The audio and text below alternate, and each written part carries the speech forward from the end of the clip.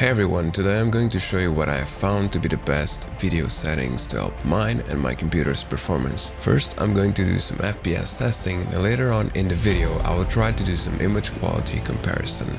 Though the graphics are very nicely optimized, so there isn't much of a difference like in other games where reducing some settings can increase the enemy's hitbox or decrease shadows or objects for easier enemy spotting. Anyway, let's start with everything maxed out, and by everything I mean VSync, anti-alias, texture quality, ambient occlusion, shadows on high, and finally 5 frames buffering. Just a quick disclaimer, I am using 2K, also known as Ultra HD resolution, and 150% render scale, just so the video looks as nice as possible for all of you. Alright, so with things maxed out, the FPS go from 129 to 148 FPS.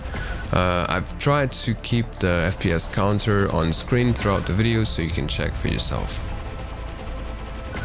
Let's remove the ambient occlusion. AO is a trick that will accentuate the perception of depth for the objects rendered in a scene by applying a shadow effect in key areas on the object itself and on the immediate surrounding area. In a way, ambient occlusion is a poor man's tessellation, as the performance cost is very small by comparison. As you can see, ambient occlusion adds detail to the map and objects, but for competitive purposes, most of the time the less things obstructing your view the better. My low FPS increased 33 and my high 42, so it's definitely worth it turning it off.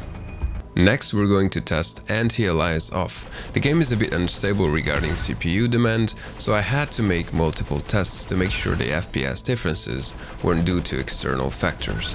I concluded that with anti-aliasing off, my low FPS increased by 7 and my high by 1. VSync, as of now, it is still best to turn it off for competitive gaming as it adds input lag. Moving on to shadows, I found I preferred shadows on the medium setting, as the low setting makes the shadows glitch or blink, whatever you want to call it.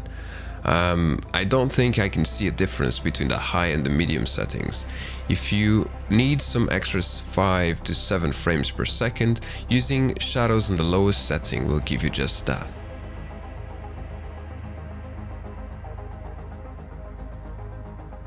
Buffering, I couldn't see any FPS differences, but if you want the lowest input lag, I recommend using setting number 1. It is noticeably faster, changing between 5 and 1. Try it yourself. Now we move on to using the low texture setting. It gave me a big boost of frames. The low FPS increased by 52 and the high by 65, which is a lot. I found this to be the most significant individual setting you can change to increase your FPS. The visual differences, on the other hand, aren't drastic at all. Once again, it's up to you to decide. If your computer allows, why not? If you need the FPS, you barely notice the difference anyway. Alright, finally, I thought I'd give an extra idea. If anyone is using a potato to play this game, or has a monitor pricier than his computer, the G meter, personally I don't find it useful. So when I turn it off, my low FPS increased by 18 and my high FPS increased by 4. So give that a try if you need it.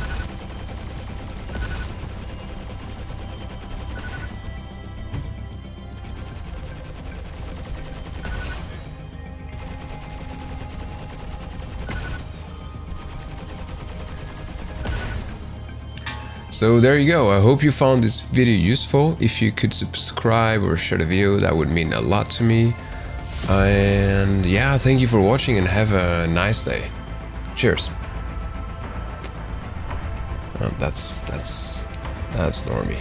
I'll just click on stop recording, I guess.